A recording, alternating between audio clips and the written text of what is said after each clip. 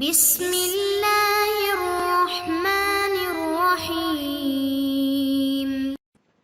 السلام علیکم ورحمۃ اللہ وبرکاتہ۔ معزز طلبہ کرام، اللہ تعالیٰ سے امید ہے کہ آپ سب خیر و عافیت سے ہوں گے۔ سبق نمبر 82 میں ہم باب سجود السہو کو شروع کرتے ہیں۔ سجدہ سہو کے احکام حصہ اول، اور اس میں ہم یسجد للسہو فی الزیادۃ والنقصان سے شروع کریں گے۔ لو تابعہ الامام ینقلب الاصل تبعا تک انشاءاللہ جائیں گے۔ سجدہ سہو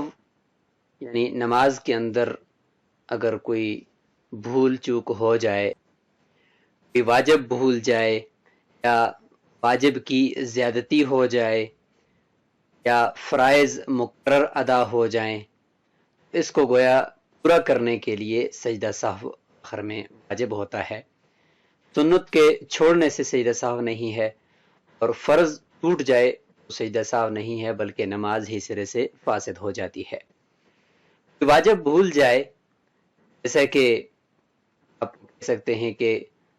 سورہ فاتحہ کے ساتھ سورت کا ملانا واجب ہے، وہ بھول گیا، یا تشہد پڑھنا بھول گیا، یا تشہد کی مقدار بیٹھنا میانی قاعدے کے اندر بھول گیا، اس کی وجہ سے سجدہ سہو ہوگا۔ انشاءاللہ مثالیں ساری آ رہی ہیں۔ اسی طریقے سے واجب کی زیادتی ہو جائے کہ سورہ فاتحہ 2 مرتبہ پڑھ لی، یا اسی طریقے سے تشہد 2 مرتبہ پڑھ لی، یا 2 مرتبہ تشہد درمیان میں بیٹھ گیا، اسی طریقے سے واجب کی زیادتی جو بھی ہو جائے، یا فرائض مقرر ادا ہو جائیں، 2 مرتبہ رکوع کر لیا، 3 مرتبہ سجدہ کر لیا، اس کی وجہ سے آخر میں سجدہ سہو کرنا ہوتا ہے۔ جب نماز مکمل کرے گا، تشہد پڑھ لے گا، تو درود شریف پڑھنے سے پہلے دائیں طرف سلام پھیرے گا، اور اس کے بعد 2 سجدے کرے گا، اور پھر بیٹھ کر تشہد پھر پڑھے گا، پھر درود شریف، پھر دعا، اور پھر دونوں طرف سلام پھیر دے گا۔ اس کو کہتے ہیں سجدہ سہو، جو واجب کی تلافی کے لیے ہوتا ہے۔ فرض کی تلافی اس سے نہیں ہوتی، اور فرض چھوٹ گیا تو پھر نماز ہی سرے سے فاسد ہو جاتی ہے۔ البتہ فرض اگر ہو گیا تو اس کی وجہ سے اس کی تلافی ہو سکتی ہے۔ اسی طریقے سے فرض یا واجب کے اندر تاخیر ہو جائے، رکوع کو جانے سے پہلے کافی دیر سے مراد انشاءاللہ ہم بتا دیں گے کہ کم از کم 1 رکن کی بقدر ٹھہر گیا اور رکوع نہ کر سکا، یا سلام پھیرنے سے پہلے ویسے ہی خاموش بیٹھا رہا اور سلام کے اندر تاخیر ہو گئی، تو واجب کے اندر یا فرض کے اندر تاخیر ہو جائے تو اس سے بھی سجدہ سہو لازم ہو جاتا ہے۔ واجب کے بھولنے میں سجدہ سہو ہے، اس کی دلیل یہ ہے، مغیرہ بن شعبہ رضی اللہ عنہ کی روایت ہے، رسول اللہ صلی اللہ علیہ وسلم نے فرمایا، اذا قام الامام فی الرکعتین فان ذکر قبل ان یستوی قائما فلیجلس۔ اگر امام 2 رکعت پوری کرنے کے بعد درمیانی قاعدہ ہے اس میں نہ بیٹھے اور کھڑا ہو جائے، تو اگر سیدھا کھڑا ہونے سے پہلے یاد آ گیا، ابھی تک مکمل طور پر کھڑا نہیں ہوا، تو بیٹھ جائے، اور اگر سیدھا کھڑا ہو چکا ہے تو پھر نہ بیٹھے، آخر میں سجدہ سہو کر لے۔ پہلے دائیں جانب سلام پھیرے، پھر سجدہ سہو کرے۔ اس حوالے سے روایت دیکھیں، عمران بن حسین رضی اللہ عنہ کی روایت ہے کہ سلم رسول اللہ صلی اللہ علیہ وسلم فی 3 رکعات العصر، عصر کی نماز میں 3 رکعت پر آپ صلی اللہ علیہ وسلم نے سلام پھیر دیا تھا بھول کر، تو دخل الحجر فقام رجل بسيط اليدين فقط قصرت الصلاة یا رسول اللہ، کیا نماز کم ہوگی یا آپ بھول گئے؟ تو فخرج مغضبا صلى الركعة التي كان تركها ثم سلم ثم سجد سجدة السهو ثم سلم۔ تو آپ صلی اللہ علیہ وسلم نے سلام پھیرا، 2 سجدے کیے، ایک طرف سلام پھیرا، 2 سجدے کیے، اس کے بعد تشہد پڑھ کے سلام پھیر دیا۔ اس روایت میں دیکھیں کہ لِكُلِّ سَهْوٍ سَجْدَتَانِ بَعْدَ مَا يُسَلِّمُ، ہر سہو کے لیے 2 سجدے ہیں سلام کے بعد، سلام سے پہلے نہیں ہے احناف کے نزدیک، بلکہ سلام کے بعد ہے۔ امام شافعی رحمہ اللہ کے نزدیک جو سجدہ سہو کرنا ہے تو وہ سلام سے پہلے کرنا ہے، سلام پھیرنے کے بعد نہیں کرنا، بلکہ سلام پھیرنے سے پہلے کرنا ہے۔ ان کا موسوعہ کے اندر ان کی روایت ہے کہ سجود السہو کلہ عندنا فی الزیادۃ والنقصان قبل السلام۔ دلیل ان کی حضرت عبداللہ ابن بحینہ الاسدی ہیں ان کی روایت ہے کہ رسول اللہ صلی اللہ علیہ وسلم قام فی صلاۃ الظہر علیہ جلوس، ظہر کی نماز میں آپ صلی اللہ علیہ وسلم کھڑے ہوئے، حالانکہ ان کے اوپر لازم تھا کہ اس دوران بیٹھ جاتے، لیکن جب انہوں نے نماز مکمل کی تو سجدہ سجدتین یکبر فی کل سجدۃ وهو جالس قبل ان یسلم، سلام پھیرنے سے پہلے آپ صلی اللہ علیہ وسلم نے سجدہ سہو کیا ہے۔ امام مالک رحمہ اللہ فرماتے ہیں کہ نماز میں اگر کمی ہو تو سجدہ سہو سلام سے پہلے کرنا ہوگا، اور اگر نماز کے اندر زیادتی ہوئی ہے، کوئی رکن زیادہ کیا ہے یا کوئی واجب زیادہ کیا ہے تو سلام کے بعد سجدہ کرنا ہوگا۔ ان کے نزدیک یہ تفصیل ہے۔ انہوں نے دیکھا کہ سلام سے پہلے اور سلام کے بعد دونوں طرح سجدہ سہو ثابت ہے، اس لیے انہوں نے یہ مسلک اختیار فرمایا۔ حناف کا قول تو آپ نے سمجھ لیا کہ دائیں طرف پہلے سلام پھیرنا ہے، اس کے بعد دو سجدے کرنے ہیں، اس کے بعد دوبارہ تشہد پڑھنی ہے اور پھر نماز کو ختم کرنے والا سلام پھیرنا ہے۔ ان کی دلیل حضرت عبداللہ رضی اللہ عنہ کی ہے کہ رسول اللہ صلی اللہ علیہ وسلم نے صلی الظہر خمسا فقیل لہ، رسول اللہ صلی اللہ علیہ وسلم نے ظہر کی نماز پڑھی 5 رکعت، سے پوچھا گیا کہ نماز کے اندر کیا زیادتی ہو گئی ہے تو فرمایا کہ نہیں، تو اس کے بعد پھر فرمایا سجد سجدتین بعد ما سلم، سلام کے بعد پڑھیے۔ اب یہاں پہ رسول اللہ صلی اللہ علیہ وسلم کی فعلی روایات کے درمیان تعارض ہوا کہ احناف کے نزدیک فعلی روایت یہ ہے کہ سلام کے بعد 2 سجدے کیے، اور شوافی کی دلیل یہ ہے کہ سلام سے پہلے کیے، تو لہٰذا جب فعلی دلیلوں کا آپس میں فعلی روایتوں کا تعارض ہو گیا، لہٰذا ہم قولی کی طرف جائیں گے جو تعارض سے خالی ہے، اور قولی روایت میں آپ صلی اللہ علیہ وسلم نے فرمایا کہ لکل سہو سجدتان بعد السلام، کہ ہر سہو کے لیے 2 سجدے ہیں سلام کے بعد، تو لہٰذا اس سے پھر احناف کا مسلک ثابت ہو جائے گا۔ رکعات کی کمی یا زیادتی پر بھی سجدہ سہو لازم ہوتا ہے۔ اگر رکعات کے اندر جو ہے وہ یعنی اس نے ایسا کر لیا کہ رکعات میں کمی یا زیادتی کے اندر شک ہو جائے، ظاہر رکعت کم کرنے سے تو سجدہ سہو سے تلافی نہیں ہوگی، بلکہ رکعت کے اندر کمی یا زیادتی کا شک ہو گیا کہ کمی کر لی ہے، پتہ نہیں زیادتی کر لی ہے، تو اس میں یہ ہے کہ اگر یہ شک پہلی مرتبہ ہے تو اس کے اوپر عمل کرے، لیکن بار بار اگر یہ شک آتا ہے تو اپنے یقین کے اوپر عمل کرے، اور اس کے اندر پھر یہ ہے کہ آخر میں سجدہ سہو احتیاطاً کر سکتا ہے۔ جیسے کہ اذا شک احدکم فی صلاتہ لم یدری کم صلی، تو نہیں پتہ کہ کتنی نماز پڑھی ہے، ثلاثا ام اربعا فلیطرح الشک ولیبنی علی ما استیقن، اس کو چاہیے کہ اپنے شک چھوڑ دے اور جو اس کو یقین ہو اسی کے اوپر عمل کرے۔ ثم یسجد سجدتین قبل ان یسلم، ان کان صلی خمسا شفعنا له صلاته، ان کان صلی اتماما اربعا کانت الترخیما للشیخ۔ اسی طریقے سے جہری نماز کو سرن یا سری نماز کو جہرن اگر پڑھ دیا امام نے، مقتدی کے لیے تو ہے نہیں، منفرد کو تو اختیار ہے کہ سرن پڑھے یا جہرن پڑھے، یہ امام کے لیے ہے کہ جہری نمازوں میں اس نے سرن قرات کر لی، سرن نمازوں میں جہرن قرات کر لی، اور اتنی مقدار کر لی کہ جتنی مقدار سے نماز کے اندر قرات ضروری ہے، جیسے کہ امام ابو حنیفہ رحمۃ اللہ کے نزدیک کم از کم یعنی 1 آیت، اور صاحبین کے نزدیک 3 چھوٹی آیتیں یا 1 بڑی آیت، تو اس کی بقدر اگر کسی نے کم یعنی کر لی جہری نماز میں سرن یا سری نماز میں جہرن قرات کر لی تو سجدہ سہو لازم ہوگا، اس حوالے سے یہ روایت ہے۔ البتہ 1 آدھ آیت اگر سر پڑھ لی یا جہر پڑھ لی، یعنی بالکل چھوٹی سی، جیسے الحمدللہ رب العالمین سرن پڑھنی تھی تو اس کو جہر کے ساتھ پڑھ دیا، جہرن پڑھنا تو اس کو سرن پڑھ دیا، اس سے سجدہ سہو لازم نہیں ہوگا۔ کم از کم 3 چھوٹی آیتیں اور 1 اگر آیت ہے تو بڑی آیت، تو اس کی بقدر اگر پڑھے گا تو تب جا کر مثلا مالک یوم الدین تک اگر پڑھ لے تو سجدہ سہو اس کے اوپر لازم ہو جائے گا، اگر سری کو جہر پڑھی یا جہر کو سرن پڑھ دیا۔ آتے ہیں کتاب کی طرف۔ باب سجود السہو، یسجد للسہو فی الزیادۃ والنقصان سجدتین بعد السلام،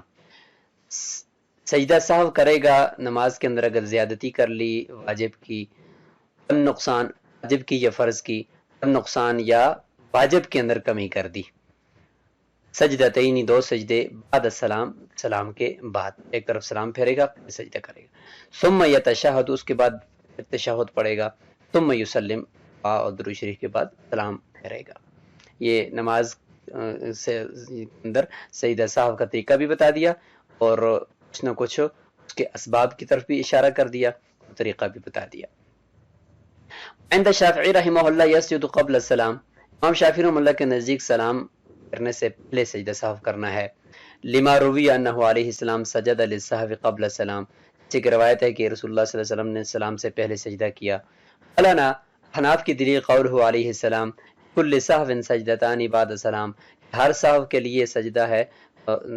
وہ سجدے ہیں سلام کے بعد۔ تو رسول اللہ صلی اللہ علیہ وسلم کی قولی روایت ہے احناف کے پاس، فعلی روایت احناف کے پاس بھی ہے، جیسے کہ یہ ہے کہ انہو سجد سجدتا یہ سہوی بعد السلام، آپ صلی اللہ علیہ وسلم نے سلام کے بعد سجدہ کیا۔ فعلی روایت میں جب تعارض ہو گیا سلام سے پہلے اور سلام کے بعد میں، لہٰذا پھر قولی روایت کی طرف چلے گئے کہ وہ سجدے ہیں سلام کے بعد۔ فتعارضت روایتا فعلہ، آپ صلی اللہ علیہ وسلم کی فعلی روایتوں کے درمیان تعارض ہو گیا۔ فبقیت تمسک بقولہ سالما، حضور صلی اللہ علیہ وسلم کے قول کو دلیل بنانا باقی رہ گیا ہے جو سالم ہے اختلافات سے اور تعارض سے۔ لأن سجود السہو مما لا يتکرر، اگلی دلیل احناف کی دی جا رہی ہے کہ سجدہ سہو ایسا ہے کہ مکرر نہیں ہوتا۔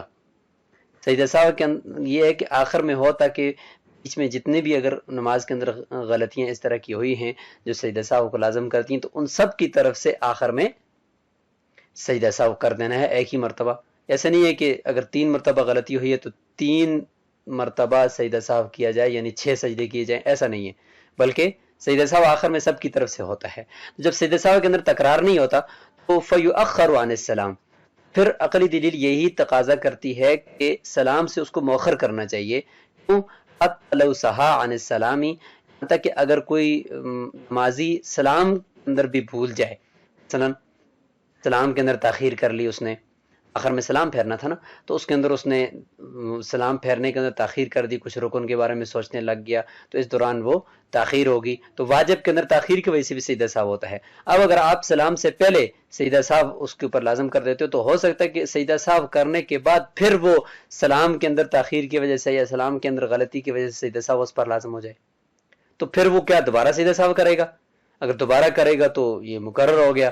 اور اگر دوبارہ نہیں کرے گا تو نماز ناقص ہوگی۔ اس لیے بہتر یہ ہے کہ سلام پھیرنے کے بعد سجدہ سہو اس کے اوپر لازم کیا جائے، تاکہ سلام سے پہلے کی اگر کوئی غلطی ہو وہ بھی اس کا بھی انجبار ہو جائے، اس کی بھی تلافی ہو جائے، ینجبر بہ، تو اس سجدہ سہو سے اس کی بھی تلافی ہو جائے۔ هذا الخلاف فی الاولویت، یہ جو اختلاف ہے کہ سلام سے پہلے سجدہ سہو کریں یا سلام کے بعد کریں، یہ اولویت افضلیت کا اختلاف ہے۔ احناف کے نزدیک افضل یہ ہے کہ سلام کے بعد، اور شافعی کے نزدیک افضل یہ ہے کہ سلام سے پہلے، ورنہ یہ جائز اور ناجائز کا اختلاف نہیں ہے۔ ویأتی بتسلیمتین، وہ سلام کرے گا، وہ صحیح اور راجح قول یہی ہے، صرفا للسلام المذکور الی ما هو المعہود، اس سجدہ سہو سے پہلے جو سلام پھیرنے ہیں وہ 2 سلام پھیرے۔ صاحب ہدایت کا مسلک اس میں یہ ہے کہ تاکہ جو مذکورہ سلام ہے سجدہ سہو کے لیے جو سلام پھیرنا ہے، اس سلام کو پھیر دیں ہم مشہور سلام کی طرف جو نماز کے اندر ہوتا ہے دونوں طرف۔ لیکن اس میں راجح قول وہ یہ ہے، ایک ہی طرف، احناف کے نزدیک راجح قول یہ ہے ایک ہی طرف سلام پھیرے، دونوں طرف سلام پھیرے گا تو نماز سے نکل جائے گا، جبکہ ابھی تک اس کے اوپر تو نماز کے اندر سجدہ سہو لازم ہے، تو نماز سے نکلنا تو اس نے نہیں ہے، اس لیے پہلے ایک ہی طرف سلام دائیں طرف پھیرے اور سجدہ سہو کرے، راجح قول یہی ہے۔ وَيَأْتِي بِالصَّلَاةِ عَلَى النَّبِيِّ عَلَيْهِ السَّلَامِ الدُّعَاء فِي قَعْدَةِ السَّهْوِ، سجدہ سہو کر لے گا، اس کے بعد جو قاعدہ کرے گا، تشہد پڑھے گا سجدہ سہو کے بعد، اس کو کہتے ہیں قعدۃ السہو، کو قعدۃ السہو کہتے ہیں۔ اس سے پہلے والا جو ہوتا ہے وہ قعدۃ الصلاۃ ہوتا ہے، اور سجدہ سہو کے بعد جو قاعدہ کرے گا اس میں تشہد پڑھے گا، اس کو قعدۃ السہو کہتے ہیں۔ اس قعدۃ السہو کے اندر فرماتے ہیں کہ حضور صلی اللہ علیہ وسلم پر درود شریف بھی پڑھے گا اور دعا بھی پڑھے گا، ہوا صحیح یہی ہے۔ احتراز ہے دوسرے بعض فقہا سے جو فرماتے ہیں کہ نہیں، دعا اور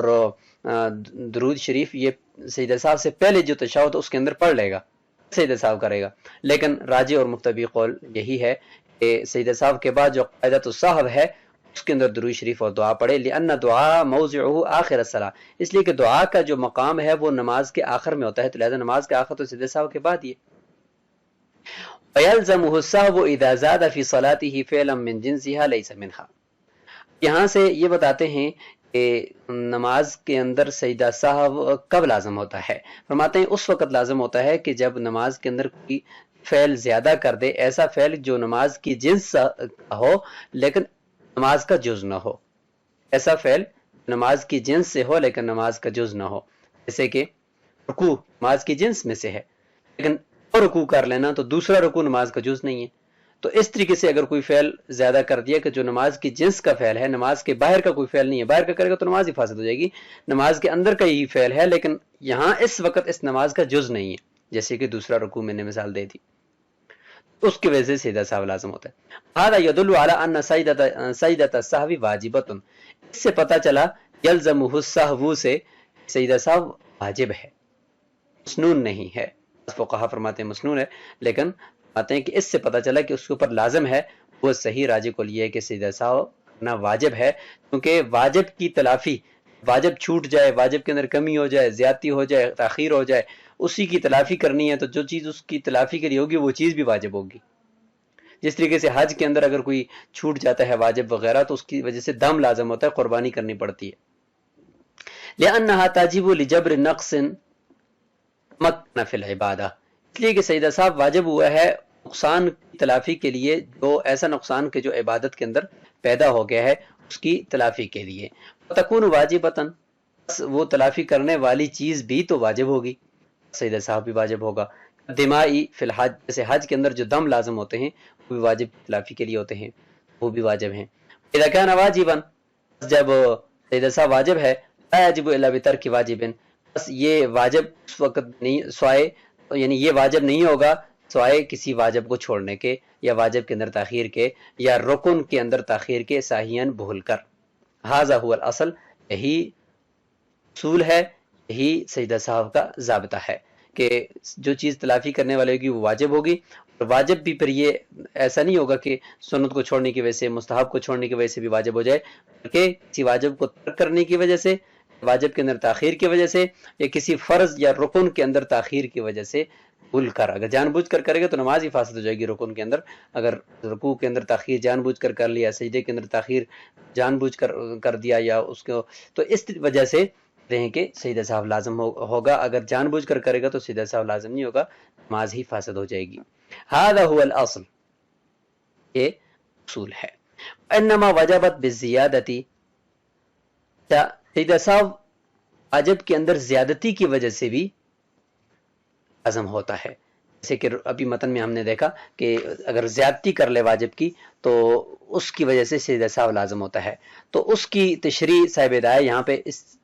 طرز سے کر رہے ہیں کہ اگر واجب کی زیادتی ہوگی تو سجدہ سہو واجب ہونے کی ایک وجہ یہ ہے کہ لأنها لا ترى عن تاخیر رکن، کیونکہ صاحب ہدایہ نے فرمایا کہ سجدہ سہو واجب ہوگا یا تو واجب کے ترک کرنے سے، یا واجب کے اندر تاخیر سے، یا کسی رکن کے اندر تاخیر کی وجہ سے. تو متن کے اندر تو یہ نہیں ہے، متن کے اندر تو کیا ہے، متن کے اندر تو یہ ہے کہ یلزمہ السہو اذا زاد فی صلاتہ، نماز کے اندر کوئی فعل زیادہ کر لے. اور صاحب ہدایہ اس کی تشریح کیا فرما رہے ہیں،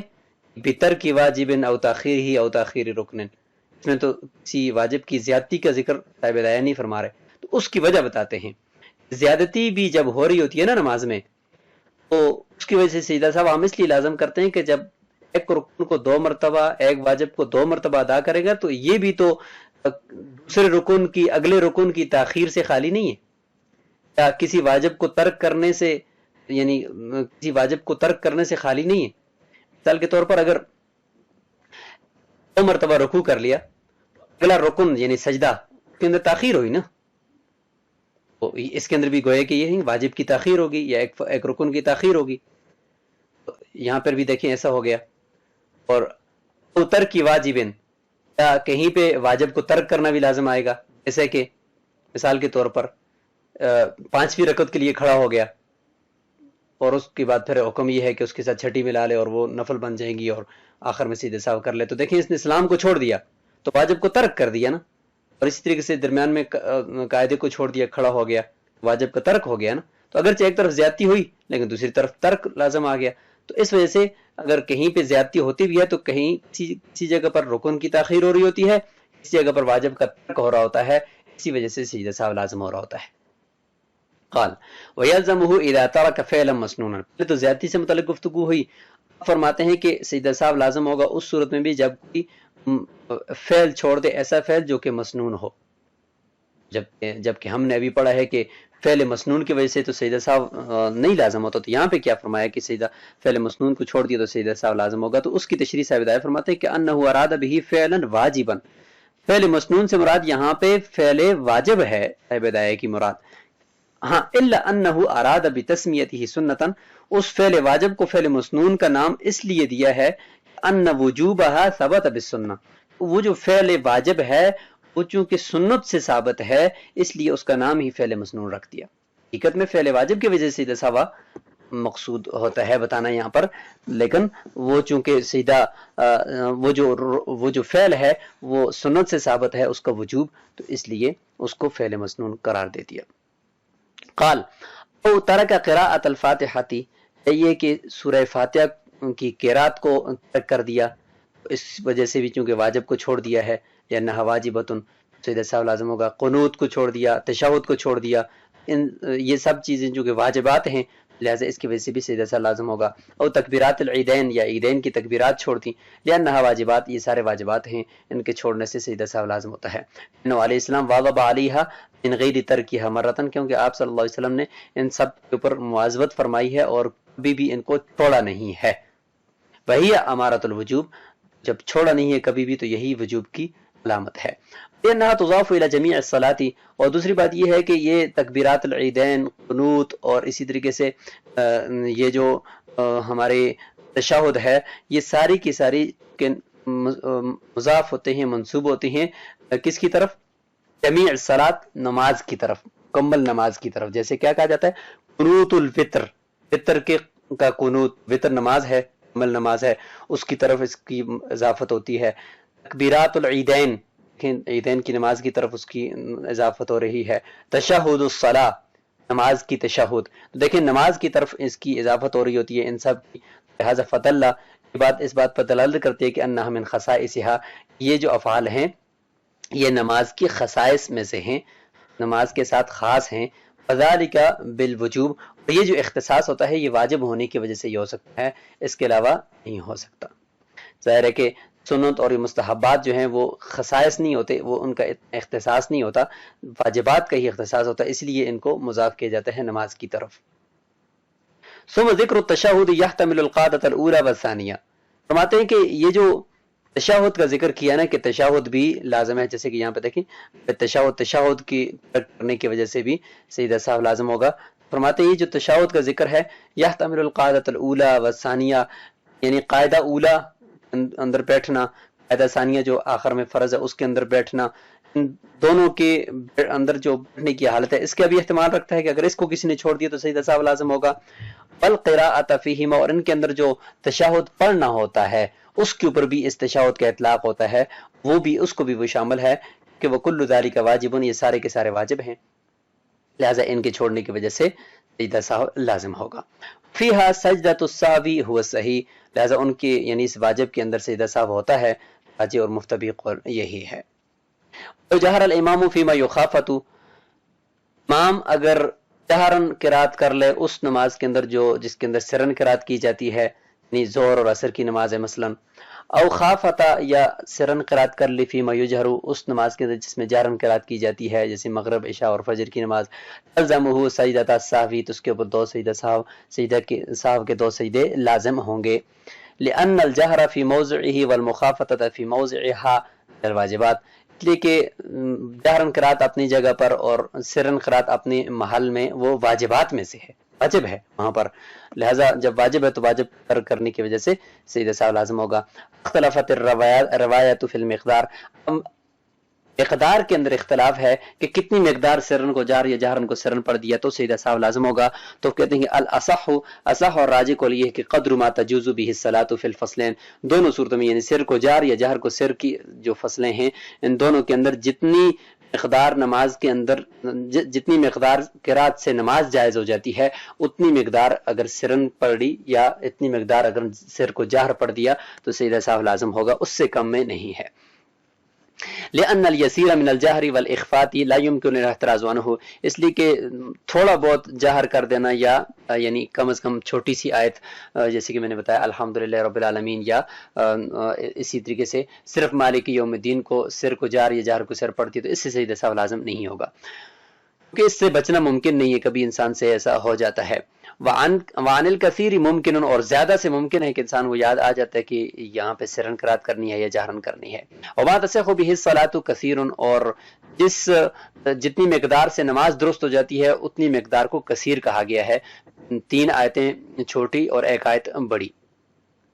غیر ان ذلك عنده آیت واحدۃ، البتہ اس کے علاوہ کہ امام ابو حنیفہ رحمۃ اللہ کے نزدیک وہ جو مقدار ہے اس میں پھر اختلاف ہے، وہ یہ ہے کہ امام ابو حنیفہ رحمۃ اللہ کے نزدیک 1 آیت ہے اور جس سے نماز جائز ہوتی ہے، اور صاحبین کے نزدیک 3 چھوٹی آیتیں یا 1 بڑی آیت۔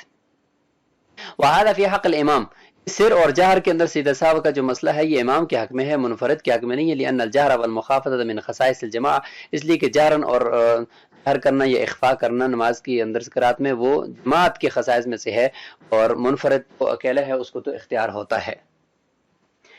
اس سبق کا آخری مسئلہ ذکر کر لیتے ہیں، وہ یہ ہے کہ وصحو الامام یوجب علی المؤتم السجود، امام کا جو سہو ہے، امام اگر بھول جائے تو وہ مقتدی کے اوپر بھی سجدہ سہو لازم کرتا ہے، چونکہ امام اصل ہے اور مقتدی اس کے تابع ہے، تو جو اصل کے اوپر جو چیز لازم ہوگی تابع پر بھی ہوگی۔ لتقرر السبب الموجب فی حق اصل، یعنی سجدہ سہو کو لازم کرنے والا جو سبب ہے اس کے پائے جانے کی وجہ سے اصل کے حق میں یعنی امام کے حق میں، تو لہذا تابع کے حق میں بھی وہی ہوگا۔ ولہذا یلزم حکم الاقامۃ بنیت الامام، اسی وجہ سے عیدی دلیل ہے کہ اسی وجہ سے کہ امام کے حق میں جو چیز لازم ہوگی مقتدی کے حق میں بھی ہوگی، اسی وجہ سے کہ لازم ہو جاتی ہے اقامت کا حکم لازم ہو جاتا ہے مقتدی پر بھی امام کی نیت سے۔ اگر امام مسافر تھا مثال کے طور پر، وہ